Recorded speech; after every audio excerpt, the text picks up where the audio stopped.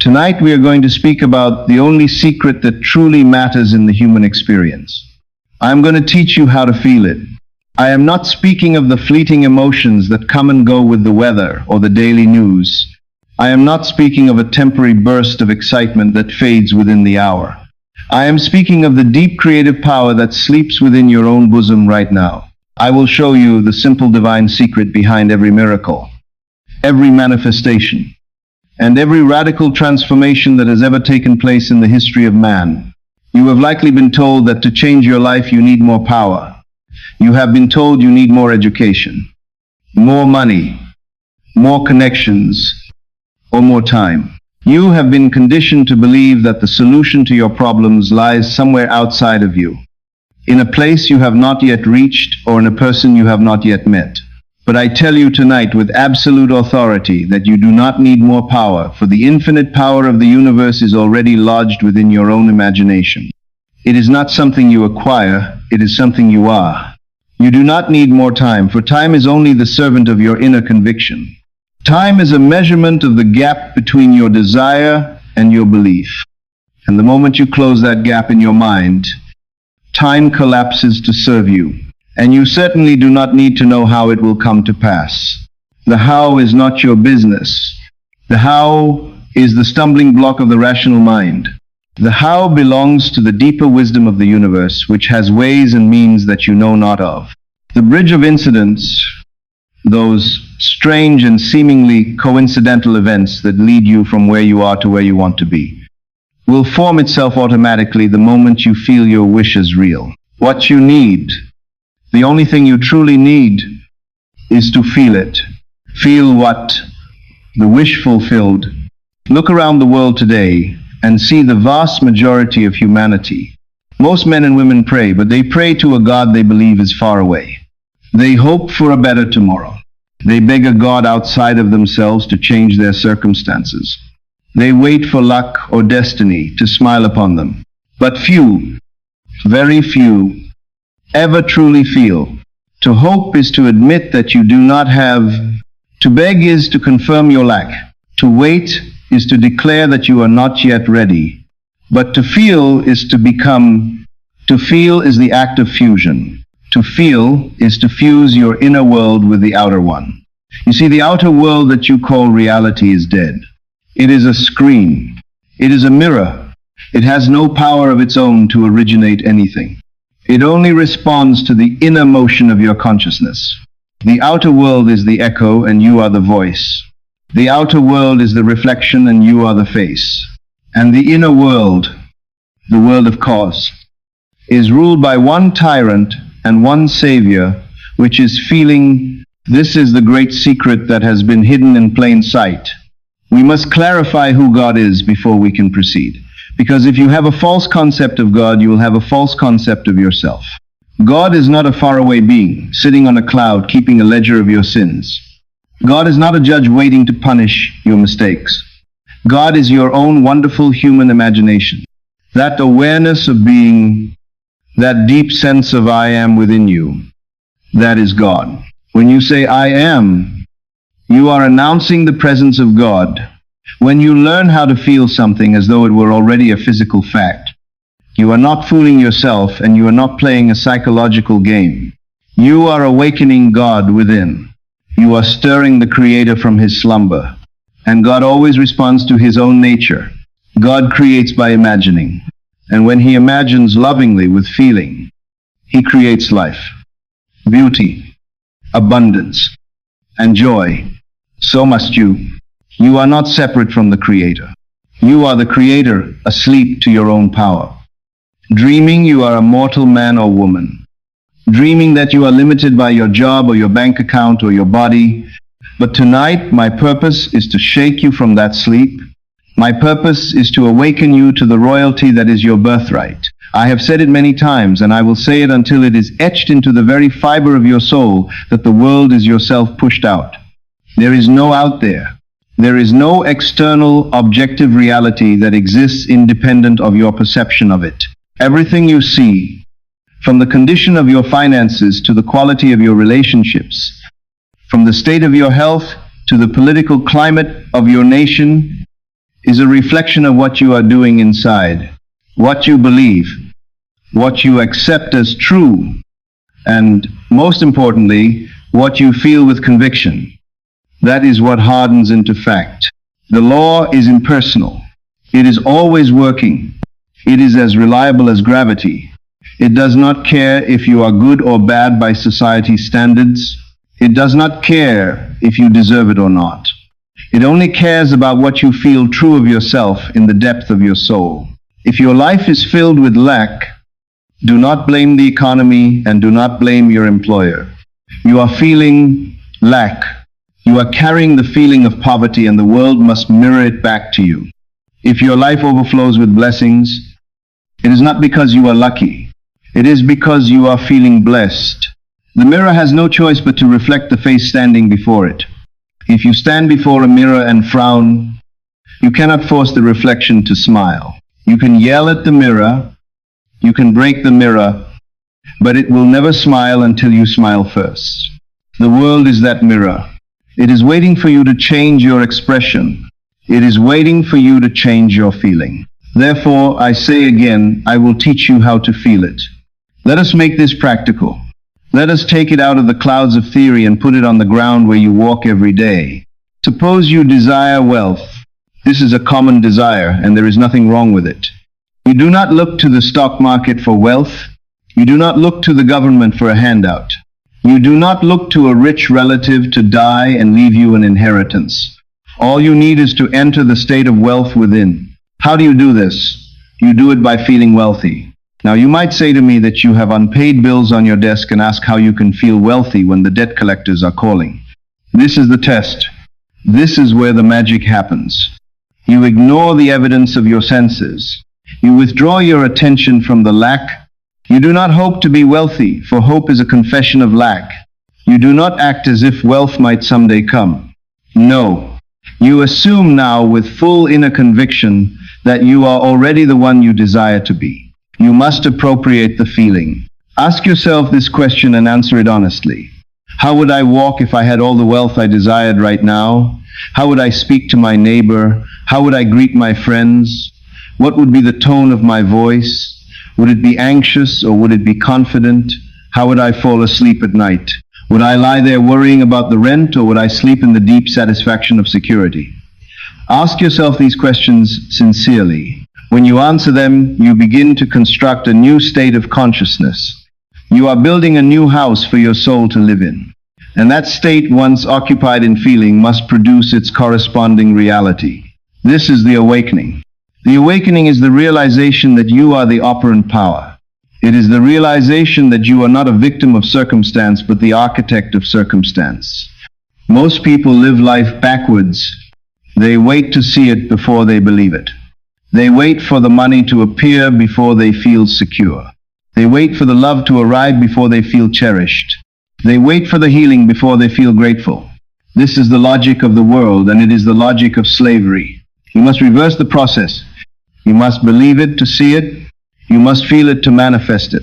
When I speak of feeling, I am talking about a sensation that transcends emotion. Emotion is reactive, but feeling is creative. Emotion is what happens when you react to the world. Feeling is what happens when you create the world. The feeling of the wish fulfilled is a quiet, steady, solid knowing. It is the feeling of relief. It is the deep exhale of the soul that says it is done. It is the satisfaction that comes after the meal, not the hunger before it.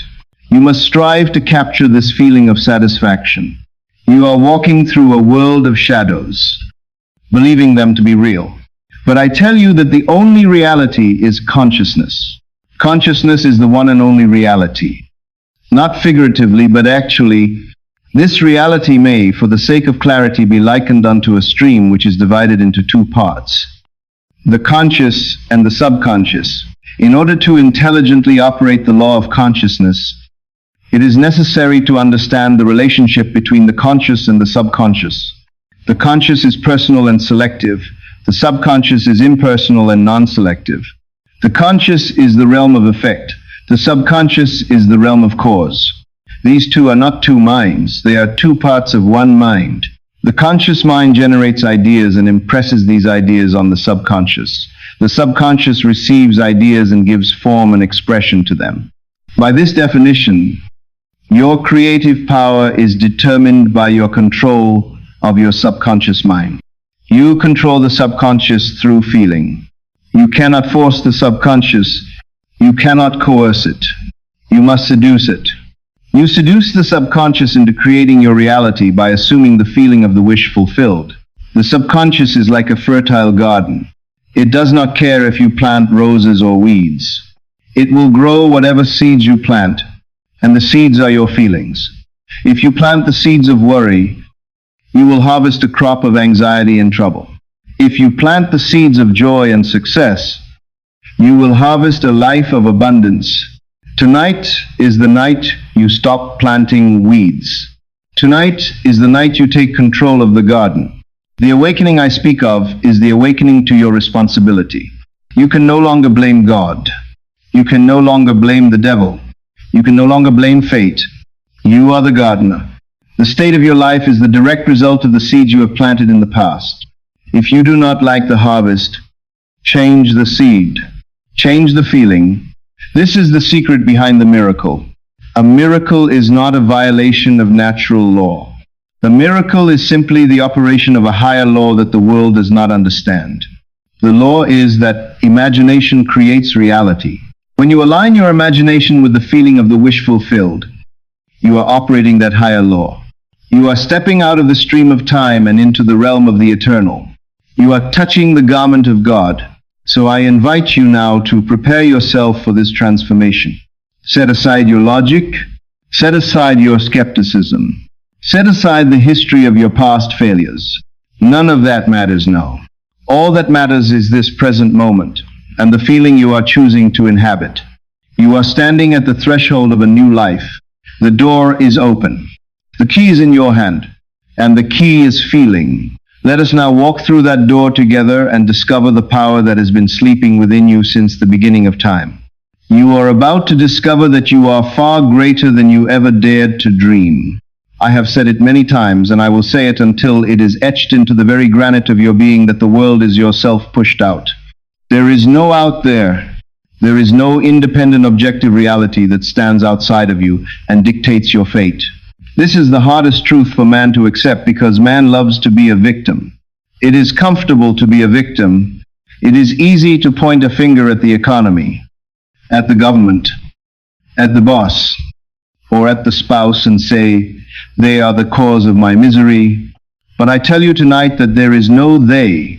They're only you. Everything you see, from the condition of your bank account to the quality of your relationships, from the state of your health to the political climate of your nation, is a reflection of what you are doing inside. Bull. The vast world is a mirror, and you are the operant power standing before it. You must understand the nature of a mirror. If you stand before a mirror and you are weeping, can the reflection smile? If you stand before a mirror and your face is dirty, can you scrub the glass and clean your face? No. You must clean your face first, and then the mirror will reflect the cleanliness. You must smile first, and then the mirror will reflect the joy. But humanity is engaged in a futile struggle of trying to change the reflection while keeping the face the same. You try to force people to change.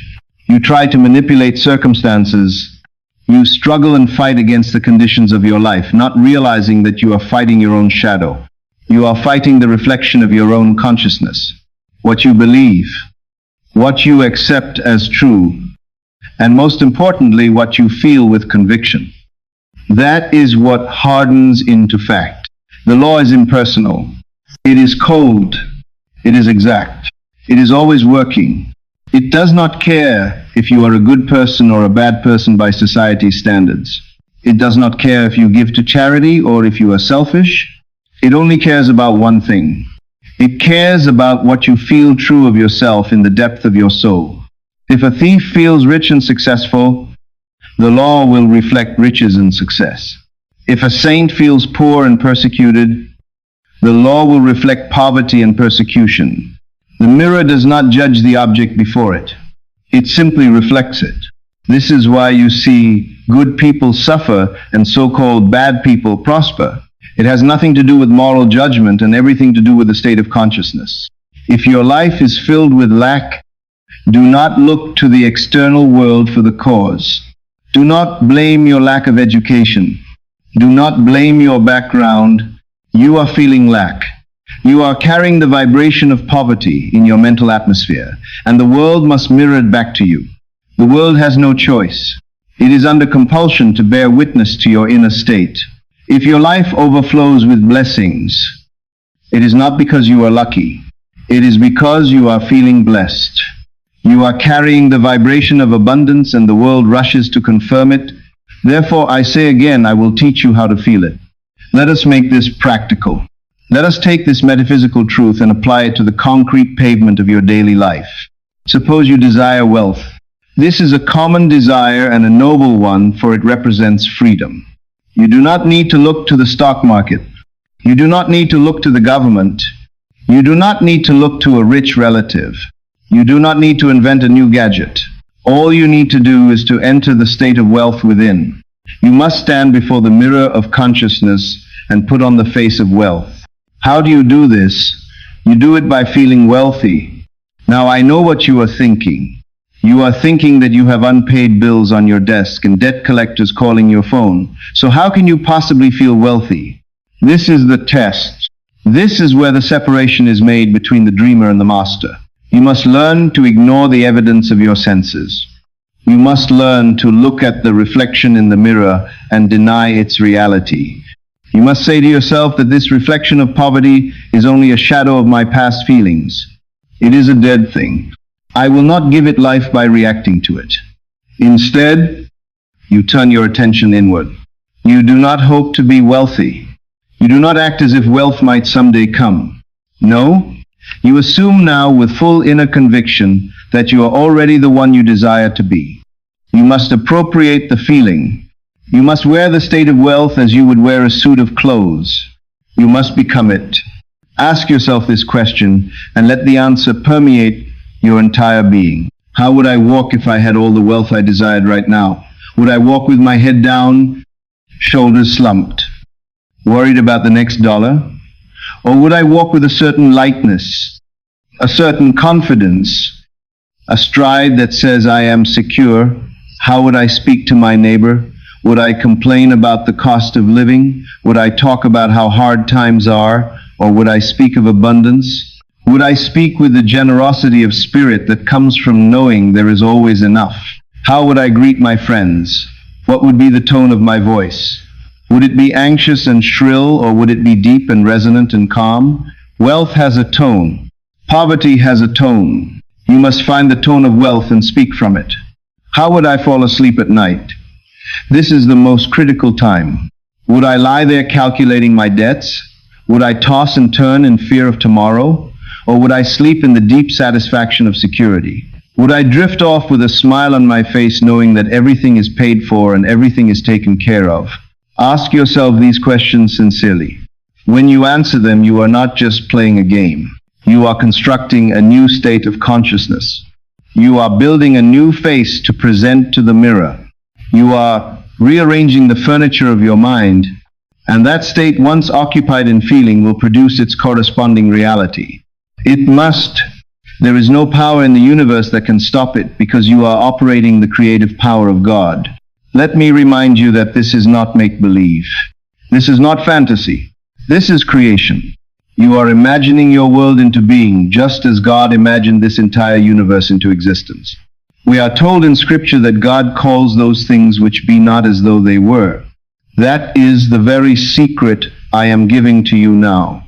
You must call forth the thing you want, as though it already existed, and you must feel it to be true. You must ignore the facts. People are obsessed with facts. They worship facts, but I tell you that facts are only the shadow of your former state of mind. They are the crystallized projections of your past fears. They will fade away when you no longer give them attention. All that matters is the feeling. The feeling of the wish fulfilled is not a mere fleeting emotion.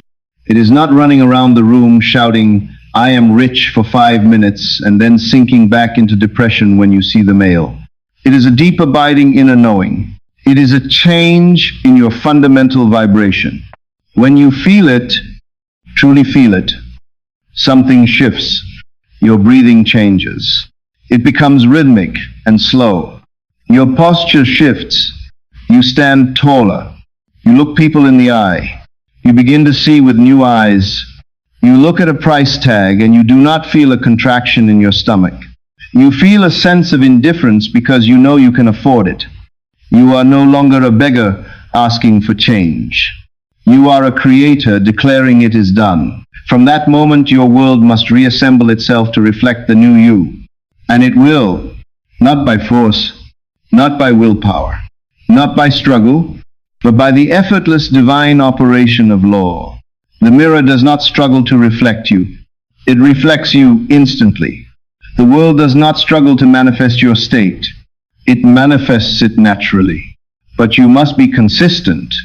You cannot smile at the mirror for 10 seconds and then spend the rest of the day frowning and expect the reflection to remain smiling. You cannot feel wealthy during your meditation and then spend the rest of the day complaining about prices.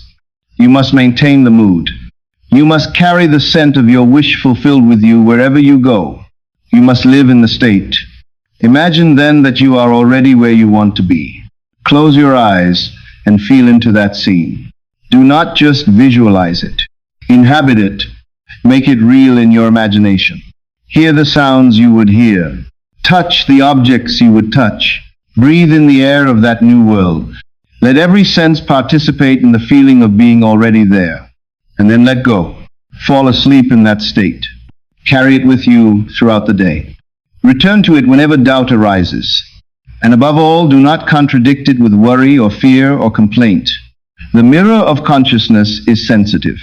It picks up every nuance of your feeling. If you are pretending on the surface, but underneath you are terrified, the mirror will reflect your terror, not your pretense.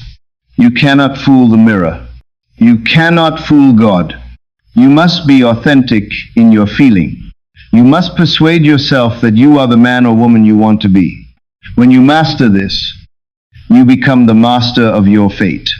You realize that no one can hurt you but yourself. No one can hold you back but yourself.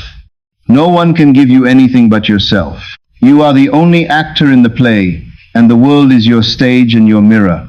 If you want a new play, write a new script, feel a new part, and the great director, which is your own imagination, will ensure that the world performs it perfectly. This is the secret of the mirror. It is the secret of life. You are what you feel. So feel lovely, feel noble, feel wealthy, feel healthy, and the mirror of the vast world will have no choice but to reflect that beauty back to you in the form of a magnificent life. Let me remind you as we enter this deeper chamber of understanding that this is not make-believe. This is not child's play or fantasy. This is the mechanics of creation itself. You are imagining your world into being at every moment, just as God imagined this entire universe into existence. We are told in Scripture that God calls those things which be not as though they were. That is the very secret I am giving to you now. It is the definition of faith, and it is the method of the master. You must call forth the thing you want as though it already existed, and you must feel it to be true. To call something that is not as though it were is the only way to bring it into the world of things that are. You do not wait for it to appear to acknowledge it. You acknowledge it first, and then it appears. This requires a radical psychological shift. You must stop being a reactor to life and start being a generator of life. Most people walk through the world with their spiritual eyes closed. They only believe what their physical eyes tell them. If their physical eyes see an empty bank account, they believe in poverty. If their physical eyes see a lonely apartment, they believe in loneliness. They are slaves to the visible, but you are called to be a master of the invisible. You must stand in the midst of lack and call forth abundance. You must stand in the midst of sickness and call forth health. You do not do this by shouting at the air. You do this by assuming the feeling of the reality you desire. Do not concern yourself with the facts of life. I know this sounds insane to the rational mind, but the rational mind is not the creator. The rational mind is the cataloger of the past. People are obsessed with facts. They worship facts. They bow down to medical reports and financial statements. But I tell you that facts are only the shadow of your former state of mind. They are dead echoes. They are the footprints of where you used to be, not where you are. If you focus on the facts, you are keeping them alive. You are feeding them with your attention. Facts have no life of their own. They only live as long as you look at them and believe in them. They will fade away and die when you no longer give the lifeblood of your attention. Consider the nature of a shadow. If you change the object casting the shadow must change. Your inner state is the object. The facts of your life are the shadow. Why would you try to fight the shadow? Why would you try to scrub the shadow off the wall? It is futile. You simply change your position. You simply change your mood, and the shadow changes automatically. You must learn to look at the facts of your life with a certain indifference. You must say to yourself that these facts are real to the world, but they are not real to me because I am living in a different state. I am calling forth a new reality. All that matters is the feeling. Now, we must make a very important distinction because many people misunderstand what I mean by feeling. The feeling of the wish fulfilled is not a mere fleeting emotion. It is not running around the room jumping for joy for 5 minutes and then returning to depression. It is not a manic excitement. Excitement usually implies that you are surprised by something. But if you already have something, if it is already yours, you are not surprised, you are satisfied. You are relieved. The feeling I am talking about is a deep, abiding inner knowing. It is the feeling of relief. It is the feeling of, it is done. It is the Sabbath. When you feel it, truly feel it, something shifts in your biology. Your breathing changes. It slows down. It becomes rhythmic. Your posture shifts. You stand taller, not out of arrogance, but out of confidence. You begin to see with new eyes. You are no longer a beggar asking for change. You are a creator declaring it is finished. Think about how you feel when you finally get home after a long trip. You drop your bags. You sit in your favorite chair. You let out a long sigh. That is the feeling. It is a feeling of naturalness. It is a feeling of possession. When you have $1 million, you do not walk around screaming, "I have $1 million." You walk around with the quiet confidence that you can pay for whatever you need. You must capture that naturalness. You must call forth the thing that is not until it feels like the thing that is. From that moment of internal shift, your world must reassemble itself to reflect the new you. And it will. Not by force, not by willpower, not by struggle, but by the effortless divine operation of law. Nature abhors a vacuum. When you move into a new state of consciousness, you create a vacuum in your world. The old circumstances no longer fit the new you, and so the universe rushes in to fill that vacuum with new circumstances, new people, and new opportunities that match your new feeling. You do not have to go out and make it happen. You have to go in and make it real. Imagine then that you are already where you want to be. I want to guide you through this process so that you understand it not just intellectually, but experientially. Close your eyes and shut out the world of facts. Shut out the world of shadows. I want you to feel into that scene. Do not just visualize it. Visualization can be a trap if you are looking at the scene as a spectator. If you see yourself in the movie, you are not in the state. You must be the actor in the movie. You must look out through your own eyes. You must inhabit it. Make it real in your imagination. Hear the sounds you would hear. Listen closely. What does the voice of your friend sound like when they are congratulating you? Is it loud? Is it soft? Hear the specific words. Hear them say, "I knew you could do it." Hear them say, "It is a miracle." Listen to the background noise. If you are at the beach, hear the ocean. If you are in a new office, hear the hum of the city. Make it vivid. Make it auditory. Touch the objects you would touch. This is crucial. The sense of touch is the most powerful anchor for reality. If you want a new car, feel the steering wheel. Is it leather? Is it cold? Is it smooth? Feel the weight of the key in your hand. If you want a wedding ring, feel the metal on your finger. Twist it. Feel the resistance of the skin.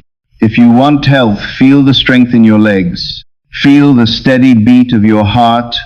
Make it tactile. Put your imaginary hand on a solid object in your imaginary world and feel its solidity.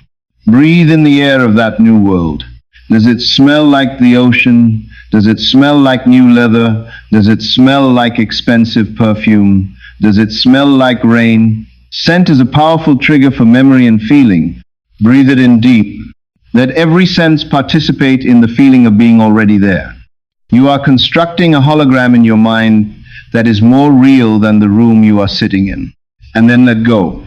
This is the final step of the calling forth. You must let go. You do not hold on to the vision with anxiety. You do not clench your teeth and try to force it to stay. You release it with the confidence that the impression has been made. You fall asleep in that state. You carry the afterglow of that state with you throughout the day. You return to it whenever doubt arises. And above all, do not contradict it with worry, fear, or complaint. When you worry, you are calling forth what you do not want. You are using the same law in reverse. You are calling the things that are not disasters and failures as though they were. And the universe will grant you your fears just as readily as it grants you your desires. Because the universe is impartial, it is a faithful servant. It produces whatever you plant. So why plant thorns when you can plant roses?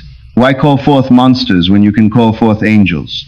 You must become a gatekeeper of your own mind. You must stand guard at the door of your consciousness and refuse entry to any suggestion that denies your wish fulfilled. When the news tells you there is a recession, you must say that may be true for the world, but it is not true for me because I have called forth abundance. When the doctor tells you there is no hope, you must say that is your opinion based on the facts, but I have called forth health based on the truth. You must be stubborn. You must be obstinate in your faith. This is the spiritual defiance that moves mountains. It is the refusal to accept the secondary causes of the world. There is only one cause, and that cause is I am. That cause is your own wonderful human imagination. When you stand on that rock, nothing can shake you. You call the things that are not, and they become the things that are. You speak to the darkness, and it becomes light. You speak to the emptiness, and it becomes full.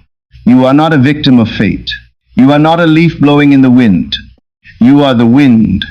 You are the power that directs the course of your life. But you have been asleep. You have been reacting instead of creating. Tonight you are waking up. Tonight you are taking back the reins of your mind. Tonight you are beginning the great experiment of calling forth your destiny. Do not be afraid of your own power. Do not be afraid to ask for big things. God is not stingy. Your imagination is not limited. The only limit is your ability to feel the reality of what you want. So stretch your feeling. Expand your capacity to receive. Dare to assume the feeling of the wish fulfilled even when your reason denies it. Especially when your reason denies it. That is when the power is greatest. Remember that you are calling it from the unmanifest to the manifest. It already exists in the mind of God. It already exists in the quantum field of possibilities. You are simply collapsing the wave function with your observation and your feeling. You are pulling it out of the ether and clothing it in flesh. It is a natural process. It is a divine process, and it is your birthright. So go forward now and call it forth. Call forth the love you want. Call forth the money you need. Call forth the health you deserve. Do not be shy. Do not be timid. Stand tall in your inner world and command the chaos to become order. Command the lack to become plenty. Command the sorrow to become joy. You are the operant power. It is done unto you as you believe. So believe in the reality of your invisible act and watch as the visible world bends its knee to your command. Before we move into the real life stories that prove this law works, stories that will show you exactly how the bridge of incidents unfolds, I want to ask you a question. Are you ready to stop being a reactor to life and start being a generator of your destiny? If you are ready to master your own mind and walk this path of awakening with us, I invite you to subscribe to the channel right now. Turn on the notification bell. By doing so, you are not just following a channel. You are signaling to your own subconscious that you are committed to this new way of being. Join our community of creators. Let us walk across the bridge together. Now, let me show you how this looks in the real world. Now we arrive at the great mystery that baffles the human intellect. We have discussed the internal work of assuming the state of the wish fulfilled, but the question that plagues every student of this law is the question of how does an invisible thought become a visible fact? How does a feeling in the silence of your bedroom translate into a check in the mail, or a phone call from a lost love, or a physical healing? This brings us to the concept of the bridge of incidents. This is the series of events that leads you from your present state to your desired state. The most important thing you must understand about this bridge is that you do not build it. You do not plan it. You do not force it. You simply walk across it often without even knowing you are on it until you reach the other side. To illustrate this, I want to tell you a story from my own experience with a student, because truth is always more compelling than theory. A woman once came to me in a state of absolute despair. She was broken-hearted because she had been separated from her husband for over a year. He had grown cold and estranged, and eventually he left. She loved him deeply, and she wanted him back. She had tried everything that the world teaches. She wrote him long letters pouring out her heart. She made phone calls that went unanswered. She pleaded with mutual friends to intervene. She traveled to see him only to be turned away. The more she tried to force him back in the outer world, the further he ran. She was operating by the law of force, not the law of assumption. She was radiating the feeling of lack and abandonment, and the world was mirroring that abandonment back to her with ruthless precision. I looked at her, and I asked her a simple question. Do you still love him? She said, yes, more than anything. Then I said, assume he loves you too, and that you are already together. She looked at me as if I had asked her to climb Mount Everest barefoot. The evidence of her senses told her he was gone. The facts told her it was hopeless. But I told her that facts are only the shadow of her former state of mind. I gave her a specific instruction. I told her that tonight before she went to sleep, she was not to write another letter. She was not to cry into her pillow. Instead, she was to close her eyes and construct a scene that implied her desire was already fulfilled. I asked her to imagine that he was there with her. I told her to feel the weight of his arm across her. I told her to hear his voice whispering to her. I told her to feel the wedding ring on her finger, which she had removed. I told her to touch it in her imagination, to twist it and feel the resistance of the skin. I told her to feel the relief of reconciliation. She had to sleep in the state of being a happily married woman. She had to abandon the state of the rejected wife and occupy the state of the beloved. She did it though she was reluctant at first, because her reason fought against it. But she persisted. She caught the mood. She fell asleep feeling the solid reality of her husband beside her. She did this night after night. She did not look for results. She simply lived in the feeling of the end. Now watch the bridge of incidents unfold. A week later, she was sitting in her apartment and the phone rang. It was him. He did not call to argue. He did not call to discuss divorce. He called to say that he had been thinking about her and that he felt a sudden, overwhelming urge to hear her voice. They met for coffee. He told her that for the past week he could not get her out of his mind. He said he felt a warmth returning to his heart that he could not explain. By the end of the month, they were back together, living under the same roof, more in love than before. Now I ask you, who changed? Did I manipulate the man? No. Did she force him with letters? No. She changed herself. She moved out of the state of the abandoned wife and into the state of the beloved partner. And because the world is a mirror, the man had to respond to her new vibration. He thought it was his idea to come back. He thought he made the decision, but he was merely responding to her call in the invisible. This is the power of the bridge. It influences the minds of others without their knowledge to bring about the fulfillment of your state. Let us look at another case, because I want you to see that this applies to everything, not just love. A man came to me longing for a better job. He felt unworthy and overlooked. He was stuck in a position that paid him pennies and offered no respect. He was bitter. He blamed his boss. He blamed the economy. He blamed his lack of education. I looked at him and said, "You are not stuck in a job, you are stuck in a feeling. You are waking up every morning feeling like a victim, and so the world treats you like a victim. You are carrying the atmosphere of failure, and so failure meets you at every turn." I instructed him to stop looking for a job in the physical world for a moment and start looking for it in the mental world. I told him to construct a scene that would imply his desire had already been fulfilled. I asked him what he would do if he had the job he wanted. He said he would be earning a specific salary and he would have a specific title. I told him to sit in his armchair at home and induce a state akin to sleep. In this relaxed state, he was to imagine that he was shaking the hand of a new employer. He was to feel the firm grip of the hand. He was to hear the voice say to him distinct words. The words were simple. You are hired. He was to feel the specific feeling of pride and accomplishment and relief. He was to mentally see his first paycheck with the larger amount written on it. Every night he entered that scene. He ignored the reality of his boring job during the day. He did not complain. He did not argue. He simply did his work, but at night he lived in the excitement of his new career. He occupied the state. Within 2 weeks, a bridge of incidents appeared that defied all logic. He was at a social gathering that he almost didn't attend. He bumped into a man he had never met before. They started talking. The man mentioned he was looking for someone with exactly my student's skill set. He said he had been looking for months and couldn't find the right person. He asked my student to come in for an interview the next day. My student went. The interview was a formality. The man shook his hand and said the exact words my student had imagined. You are hired. The salary offered was double what he was making. What changed? The economy didn't change. His education didn't change. His feeling changed. He stopped being the man who waited and became the man who had. The bridge of incidents moved a stranger to be at a specific party at a specific time to meet him. If he had not assumed the feeling, the bridge would not have formed.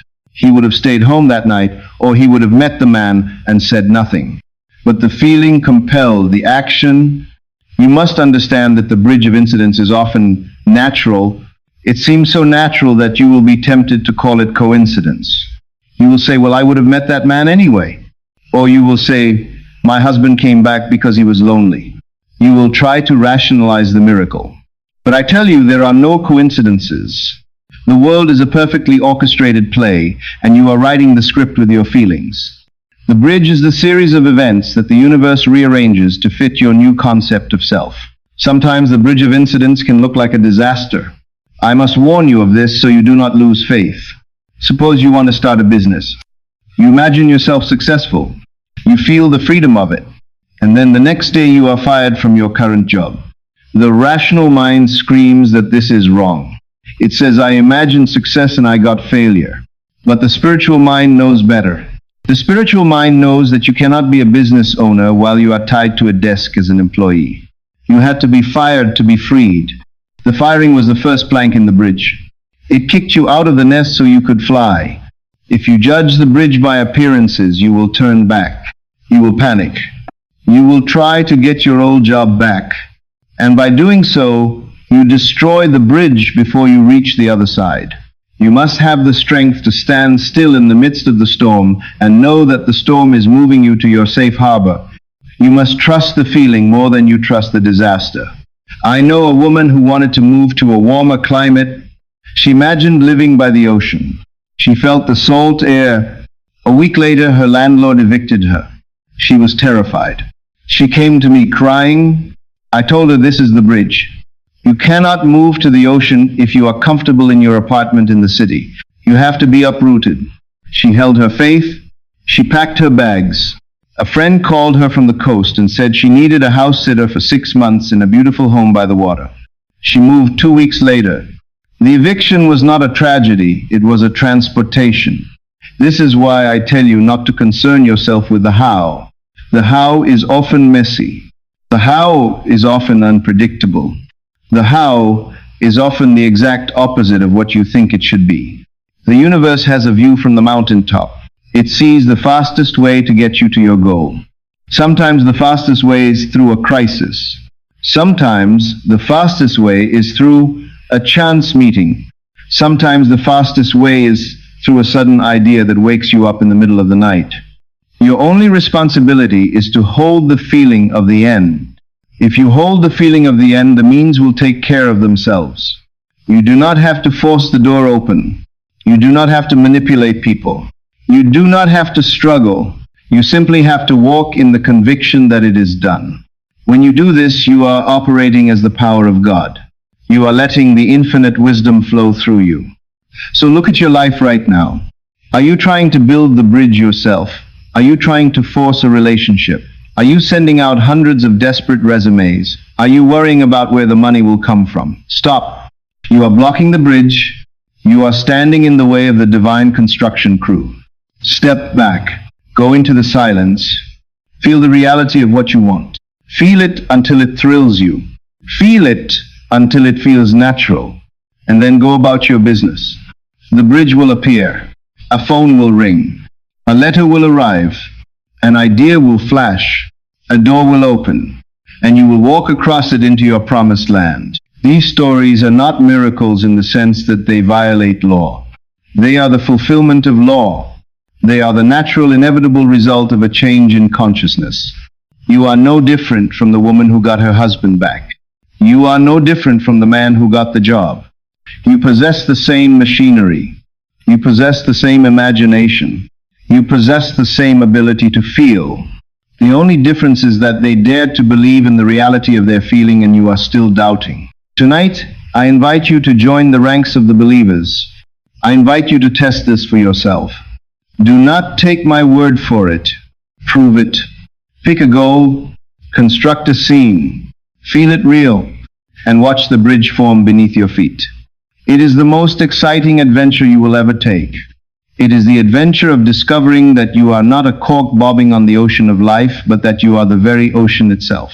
We have spoken of the miracle of the feeling, and we have spoken of the bridge of incidents that carries you across the chasm from desire to fulfillment. But now we must address the engine that drives this entire machine. That engine is you. You are the operant power. This is a phrase I want you to understand deeply. It means that the law of assumption does not operate itself. It creates nothing until you operate it. You can have the most magnificent car in the world sitting in your driveway. It can have a powerful engine, a full tank of gas, and perfect tires. But until you get into the driver's seat, turn the key, and press the accelerator, that car is dead weight. It will not move an inch. The law of consciousness is exactly the same. You can know all the theory. You can listen to my voice for 1,000 hours. You can memorize every scripture and every metaphysical concept.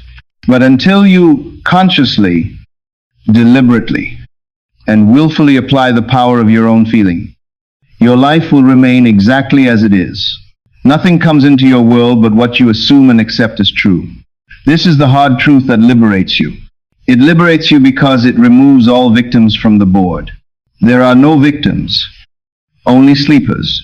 You are creating reality by what you feel to be true about yourself, about others, and about life itself at every single moment. The world is a constant feedback loop. It has no volition of its own. It does not decide to be kind to you today and cruel to you tomorrow. It simply reflects the fluctuating state of your own emotions and beliefs. Therefore, if you wish to change the reflection, you must discipline the source of the reflection, which is your own self. This brings us to the discipline of self. I am not speaking of a harsh, military discipline where you beat yourself up for having a negative thought.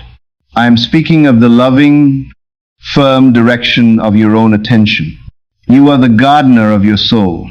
A gardener does not get angry at the weeds. He does not weep over the weeds. He simply pulls them out and plants the flowers he desires. Most people are careless gardeners. They let the seeds of fear, doubt, and unworthiness blow into their minds from the world, and they water them with their emotion. Then, when the harvest comes and they are surrounded by a jungle of problems, they cry out asking why this happened to them. It happened because they did not keep watch at the gate of their garden. You must learn to feel deliberately. This is the mark of the master. The sleepwalker feels by default. The sleepwalker reacts to the news, reacts to the weather, reacts to the insult, reacts to the compliment. He is a thermometer, simply reflecting the temperature of the room. But you are called to be a thermostat. You are called to set the temperature. If the world is cold, you do not freeze. You turn up the heat of your own inner love.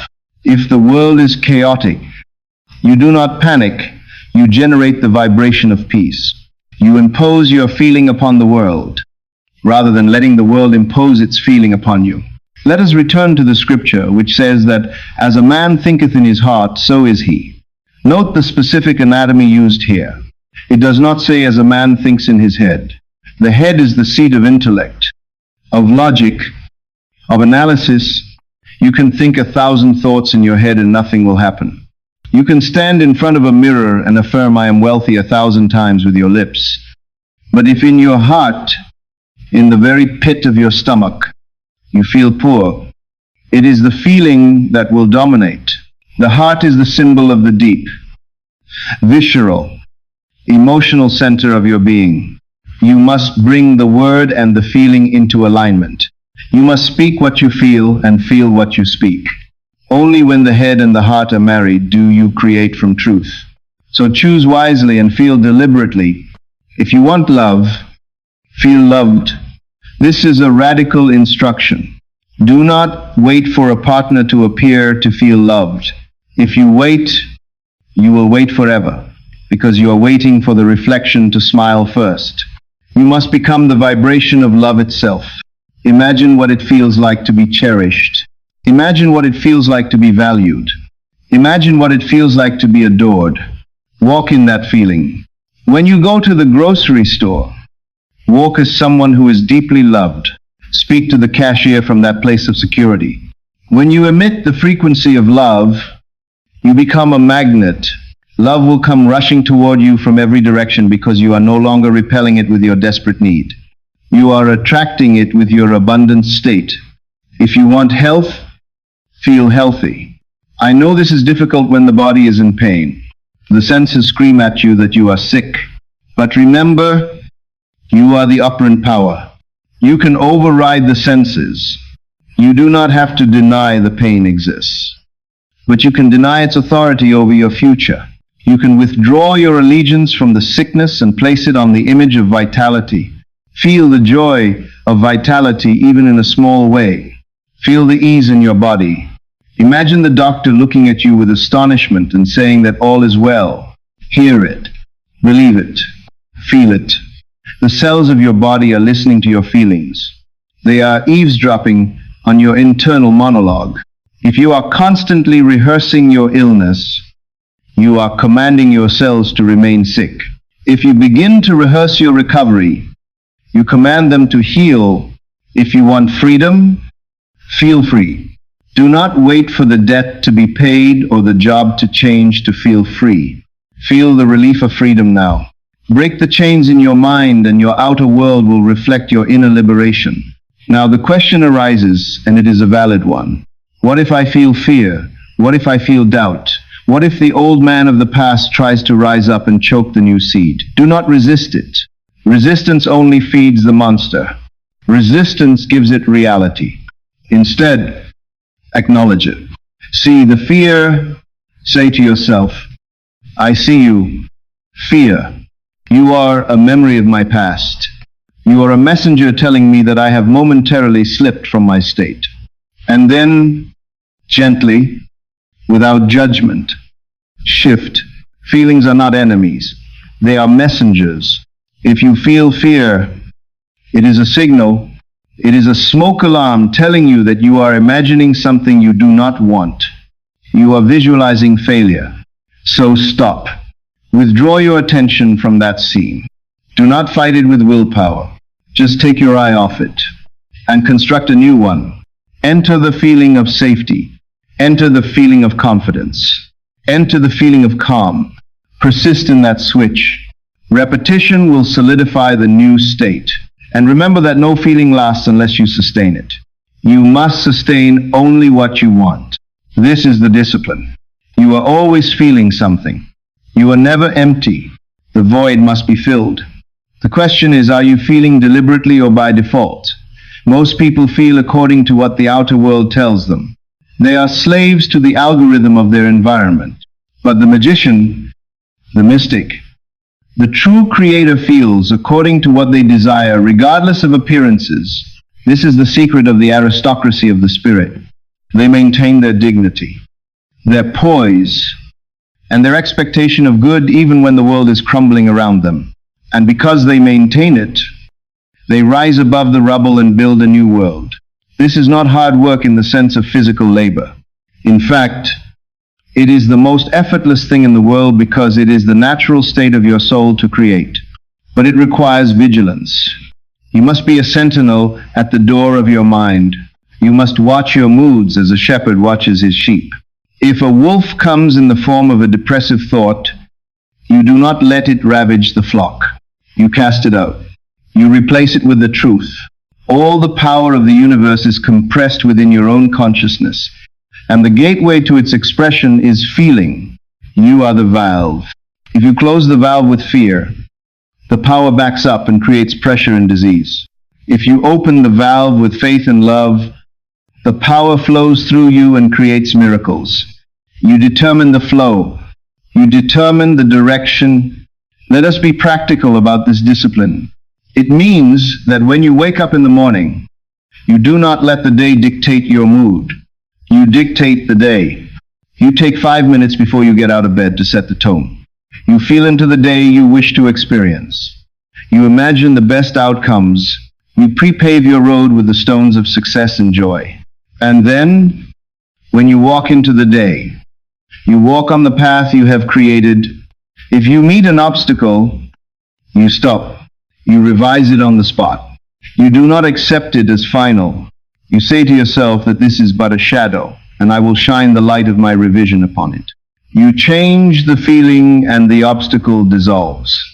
You must stop looking for external confirmation before you offer the internal feeling. This is the trap. You want the world to bow to you before you bow to the God within. It will never happen. You must go first. You must smile first. You must feel rich first. You must feel healthy first. You must feel love first. You are the leader. The world is the follower. Do not abdicate your leadership to a dead world. Take up your authority. The power is in your hands. It has always been in your hands. You have used it unconsciously to create the mess you may be in. And now you will use it consciously to create the masterpiece you deserve. It is the same power. It is only the direction that changes. Turn the wheel, steer the ship. You are the captain of your soul. You are the master of your fate. And the wind that fills your sails is the feeling of the wish fulfilled. So tonight, make a covenant with yourself. Promise yourself that you will no longer be a victim of your own undisciplined emotions. Promise yourself that you will master the art of feeling.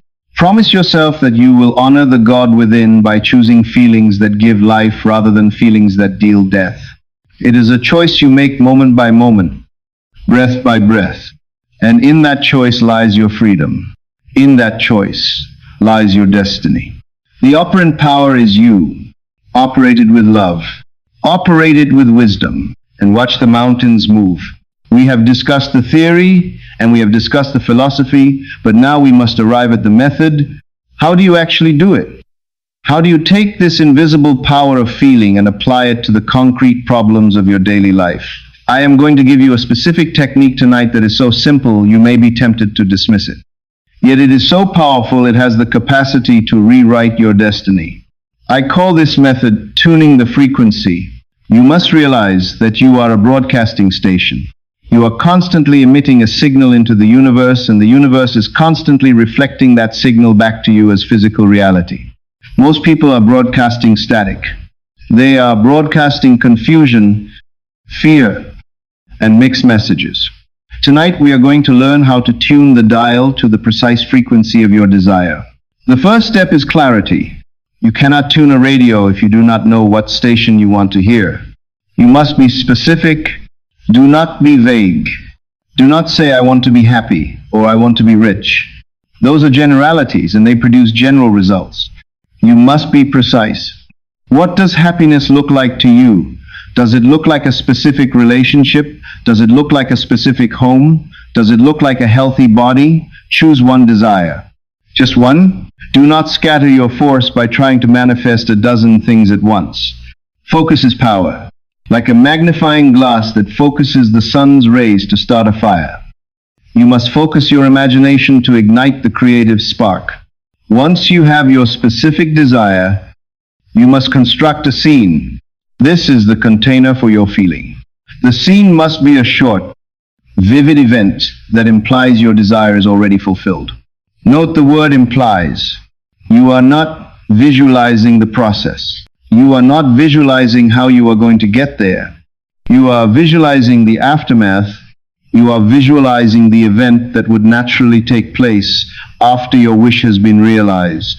For example, if you desire a promotion, do not visualize yourself working hard or asking for a raise.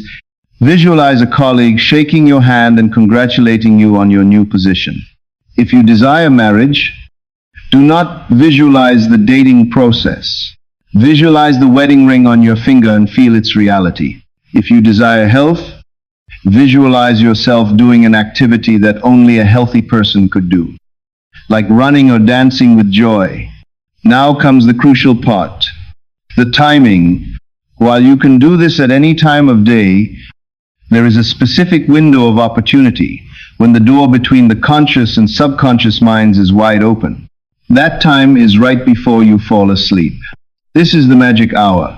This is the time when the conscious mind, which is often filled with doubt and logic, begins to fade. And the subconscious mind, which accepts all impressions as true, becomes accessible. You must learn to use this time wisely.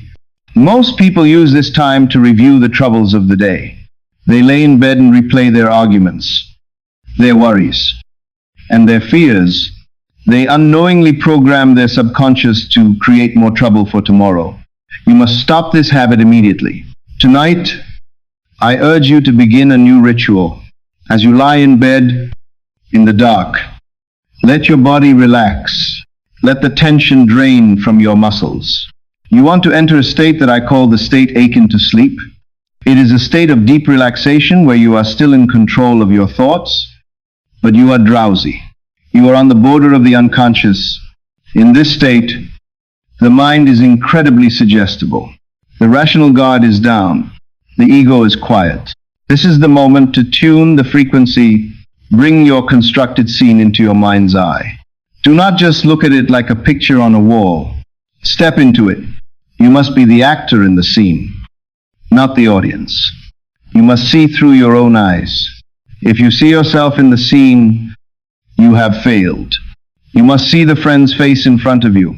You must see the ring on your own hand. You must be the protagonist. Now, enact the scene. Feel the handshake. Hear the voice. Feel the emotion of relief and joy. And here is the secret of the method. Repetition. You do not do it once and stop. You loop the action. You replay that short scene over and over again. Shake the hand. Hear the congratulations. Feel the joy. Then go back to the start. Shake the hand. Hear the congratulations. Feel the joy. You do this over and over like a lullaby. You are tuning the dial. At first, there may be static. Your mind may wander. You may think about your grocery list or your bills. Do not get angry. Gently bring your attention back to the scene. Adjust the dial until the signal is clear. As you repeat this action, a strange psychological change will occur. The scene will begin to feel real. It will begin to take on the tones of reality. You will start to feel that you are actually there. The room you are sleeping in will fade away, and the room of your imagination will become the only reality. This is the moment of conception. This is the moment when the spiritual seed is planted in the womb of the subconscious. You continue this looping process until you slip from the state of imagination into the state of sleep. You literally fall asleep in the assumption of your wish fulfilled.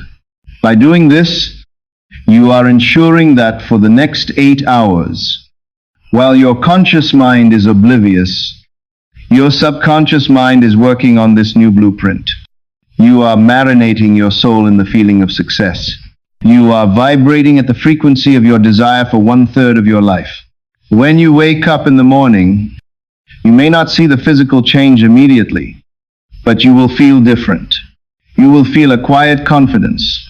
You will feel that something has happened. You will not be anxious because you know it is done. This method requires practice. It is a mental discipline. You are training your mind to focus on the invisible rather than the visible. You are training your feelings to obey your command rather than your reaction. Think of it like learning to play an instrument. At first, you may be clumsy. You may struggle to hold the feeling, but with practice, you will become a virtuoso. You will be able to tune into any frequency you desire at will. You will be able to summon the feeling of health, wealth, or love instantly. Do not complicate the method. Humans love to complicate things because they feel that if it is difficult, it must be valuable. But the things of God are simple. The method is simple. Construct a scene. Enter the state akin to sleep. Loop the scene. Feel it real.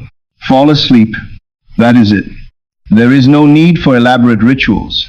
There is no need for candles or incense or chanting. The power is in the feeling, not the props. Let us discuss the concept of thinking from the end versus thinking of the end again, as it is vital for this method. When you lie in bed, if you are thinking of your desire, you are looking at it as something separate from you. You are hoping for it. This creates a frequency of separation. The universe hears "I want" and it gives you the experience of wanting, which is lack. You must think from the end. You must position yourself inside the fulfillment. You are not wanting the car. You are driving it. You are not wanting the house.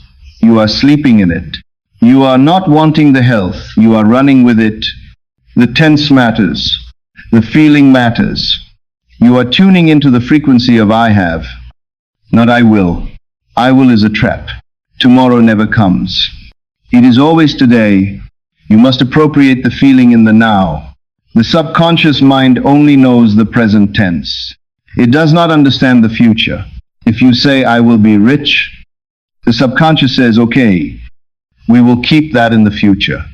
But if you say "I am rich," the subconscious says, "I must make this a fact." You may ask, what happens if I fall asleep and I lose focus? Do not worry.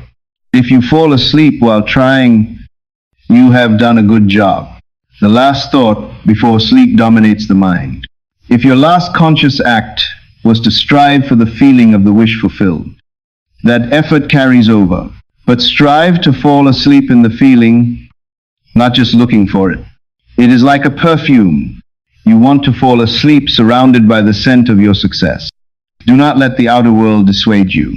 When you wake up, the world of facts will scream at you. The bill will still be on the table. The pain may still be in the body. This is where the master distinguishes himself from the apprentice. The apprentice looks at the fact and says, "It didn't work."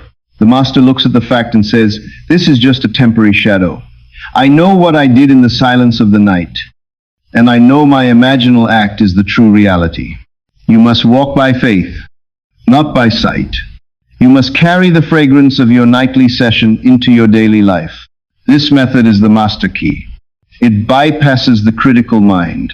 It bypasses the doubts and fears that plague you during the day. It goes straight to the source of power. It is the secret Jesus taught when he said, "Whatsoever ye desire, believe that ye have received it, and ye shall have it." He was speaking of this psychological act. Believe that you have received it in the silence, and you shall have it in the physical. So tonight, I challenge you to try it. Do not just listen to these words and nod your head. Do not treat this as intellectual entertainment. This is a practical manual for creation. Choose your desire tonight. Construct your scene. Get into bed. Relax. Tune the frequency. Do not stop until you feel the thrill of reality. Do not stop until you feel the relief of the wish fulfilled. And then drop off into the deep ocean of sleep, knowing that you have set the coordinates for your destination. You are a creator. You have the machinery of creation in your own mind. I have given you the operating manual. Now you must use it. You must tune the frequency. You must broadcast the signal of the new you. And as you do, you will watch with wonder as the great world around you begins to shift, rearrange, and mold itself to match the music you are playing in your soul. The music of your desire, the music of your fulfillment. Play it loudly, play it beautifully, and let the universe dance to your song. We have traveled a long distance together in this lecture. We have dismantled the illusion of the external world, and we have placed the crown of creation back where it belongs, which is upon your own head. We have explored the mystery of the bridge of incidence, and we have learned the method of tuning the frequency through the state akin to sleep. But all of this knowledge, all of these metaphysical truths, and all of these techniques are utterly useless to you if they remain as intellectual concepts stored in your memory. You can memorize every word I have said tonight. You can understand the logic of the law perfectly. You can quote the mystics and the scriptures, but until you apply it, until you become the operant power, nothing will change in your world. The power of imagination is not a theory to be debated in a philosophy class. It is a law to be lived in the marketplace of life. I am sounding the call to grandeur tonight. I am calling you out of the shadows of mediocrity and into the light of your true identity. For too long you have played small. For too long you have accepted the crumbs of life, believing that is all you deserve. For too long you have looked at the world with fear, hoping it would be kind to you. But I tell you that the world cannot be kind to you until you are kind to yourself.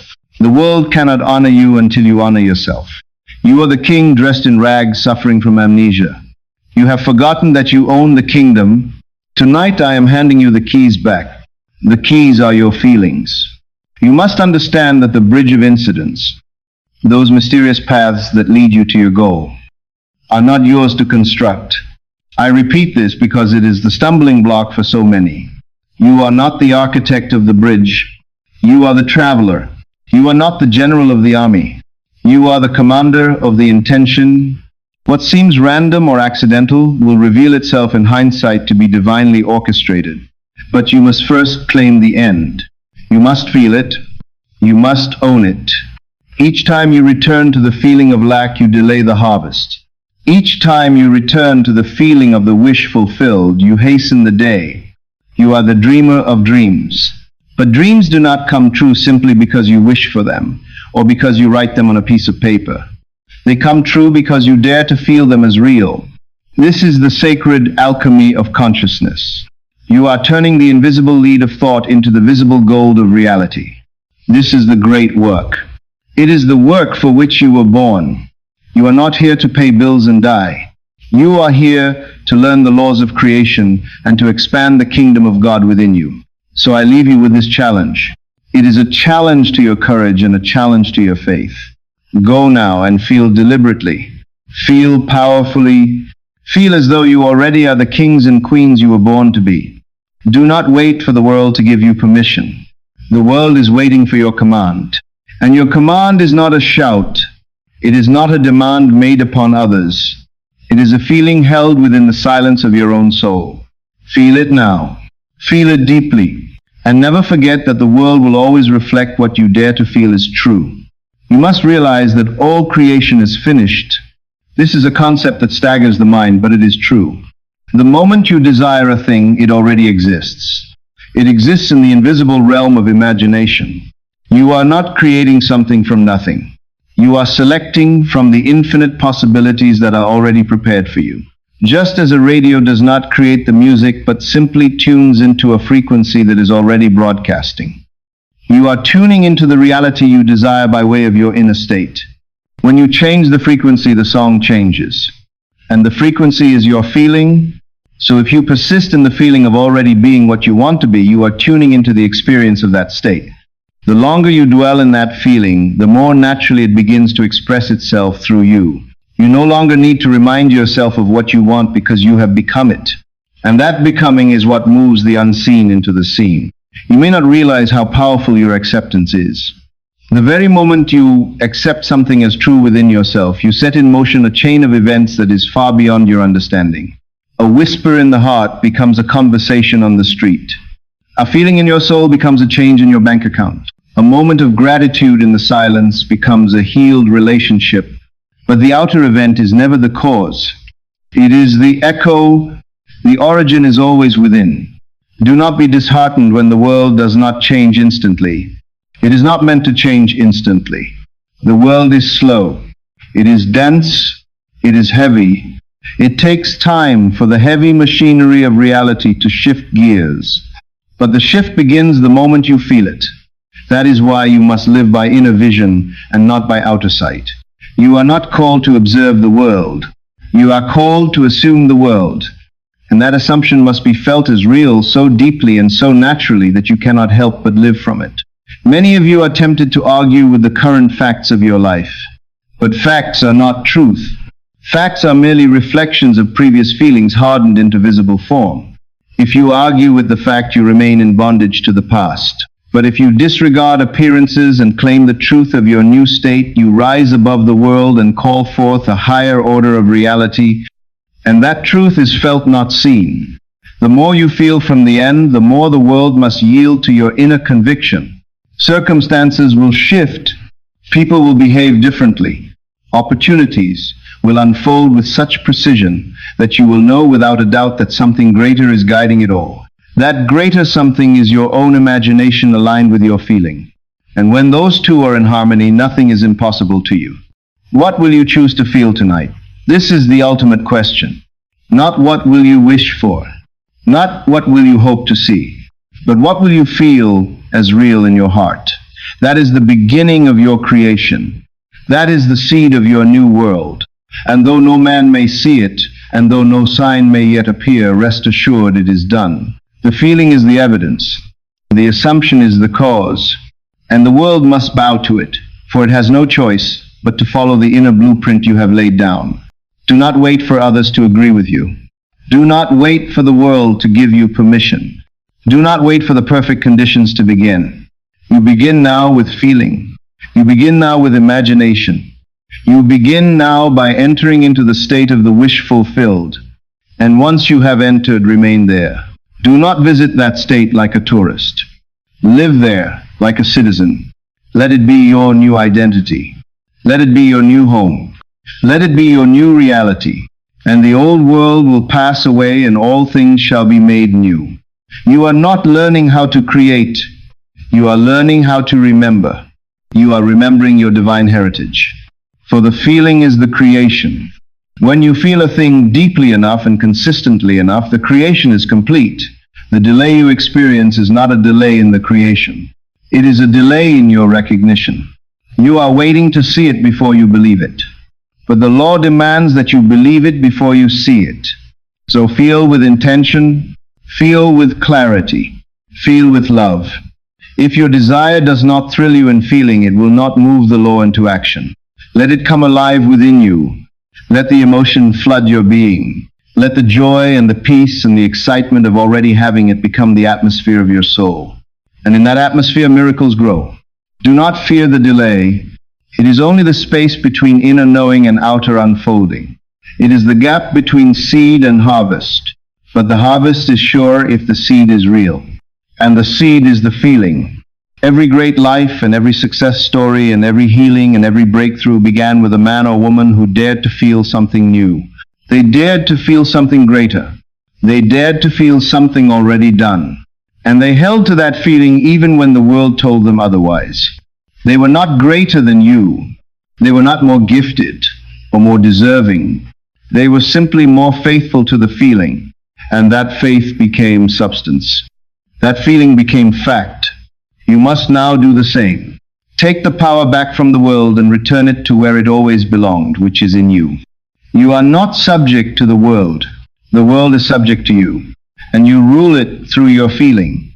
So feel with intention, feel with discipline, feel with love. For what you feel, you become, and what you become, you inevitably see. So I leave you with this eternal truth. Nothing is more powerful than your feeling. Not circumstance, not logic, not the opinions of others.